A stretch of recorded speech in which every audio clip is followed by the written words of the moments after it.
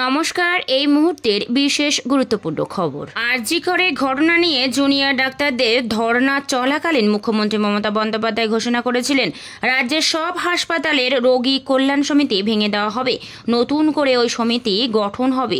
সেই কথা অনুযায়ী বৃহস্পতিবার তিনি জানালেন এখন থেকে সব হাসপাতালের রোগী কল্যাণ সমিতির চেয়ারম্যানের দায়িত্বে থাকবেন ওই হাসপাতালগুলির অধ্যক্ষেরাই, অর্থাৎ কোনো রাজনৈতিক নেতাকে আর কোনো রোগী কল্যাণ সমিতির চেয়ারম্যানের দায়িত্বে দেখা যাবে না। সমিতিতে কারা কারা থাকবেন তাও জানিয়ে দিলেন মুখ্যমন্ত্রী। বৃহস্পতিবার নবান্নের স্বাস্থ্য সংক্রান্ত একটি বৈঠক করেন মুখ্যমন্ত্রী, তারপরে সাংবাদিকদের মুখোমুখি হন। ওই বৈঠক শেষেই মমতা জানিয়েছেন রোগী কল্যাণ সমিতি নতুন করে তৈরি করা হচ্ছে। সমিতিতে জুনিয়র ডাক্তার, সিনিয়র ডাক্তারদের একজন করে প্রতিনিধি থাকবেন, নার্সদের একজন প্রতিনিধি থাকবেন, হাসপাতালের সুপারও ওই সমিতির সদস্য হিসাবে থাকবেন। এছাড়াও থাকবেন একজন করে জনপ্রতিনিধি। এতদিন রোগী কল্যাণ সমিতির চেয়ারম্যানের দায়িত্বে জনপ্রতিনিধিরাই থাকতেন, স্থানীয় বিধায়ক বা সাংসদ ওই পদ পেতেন। সেই পদ্ধতিতে পরিবর্তন হচ্ছে। আরজি কর হাসপাতালের রোগী কল্যাণ সমিতির চেয়ারম্যান পদে ছিলেন শ্রীরামপুরের তৃণমূল বিধায়ক সুদীপ্ত রায়। আরজি করে আর্থিক দুর্নীতি মামলার তদন্তে তার বাড়িতে হানা দেয় সিবিআই। আরজি কর আবহে রোগী কল্যাণ সমিতিতে নানা অনিয়মের অভিযোগ প্রকাশ্যে আসে।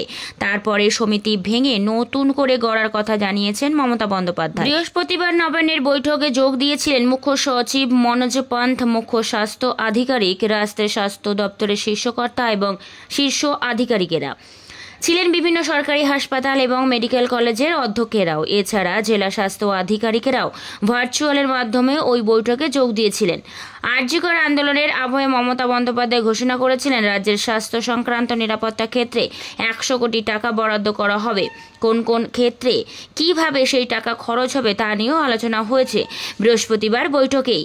চিকিৎসক পড়ুয়াদের হস্টেলের নিরাপত্তার দিকেও আলাদা করে জোর দিতে বলা হয়েছে। হাসপাতালগুলিতে পর্যাপ্ত সংখ্যায় সিসি ক্যামেরা, রেস্ট রুম, শৌচাগার প্রভৃতি পরিকাঠামোগত উন্নতির ক্ষেত্রে জোর দেওয়ার কথা হবে বলে জানিয়েছেন তিনি।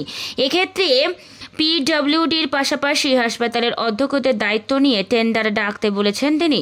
জুনিয়র ডাক্তারেরা অভিযোগ করেছিলেন নিরাপত্তা সুনিশ্চিত করবার ক্ষেত্রে তাদের দেওয়া সরকারের আশ্বাস বিভিন্ন ক্ষেত্রে বাস্তবায়িত হচ্ছে না। মমতা বন্দ্যোপাধ্যায় জানায় বন্যায় রাজ্য বিপর্যস্ত, সেই কাজে সরকারি আধিকারিকেরা ব্যস্ত আছেন, তাই কাজে কিছুটা দেরি হচ্ছে। বৃহস্পতিবারের বৈঠকে রাজ্যের 33টি মেডিকেল কলেজের মধ্যে 20 থেকে 22টি কলেজের আধিকারিকেরা বক্তব্য তুলে ধরেছেন। রোগী কল্যাণ সমিতি আসলে কি? এই সমিতির সদস্য ট্রাস্টিরা হাসপাতাল পরিচালনের বিষয়টি দেখেন। হাসপাতাল সঠিকভাবে পরিচালনার জন্য তহবিলের টাকা কোথায়, কিভাবে খরচ হবে তা নিয়েও সিদ্ধান্ত নেন এই সমিতি।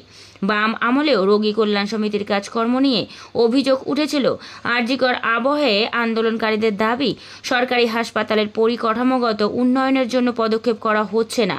হাসপাতালের তহবিলের টাকা 9/6-এরও অভিযোগ উঠছে সমিতির বিরুদ্ধে। তারপরে সমিতির নতুন করে গড়ার কথা জানিয়েছেন মুখ্যমন্ত্রী মমতা বন্দ্যোপাধ্যায়।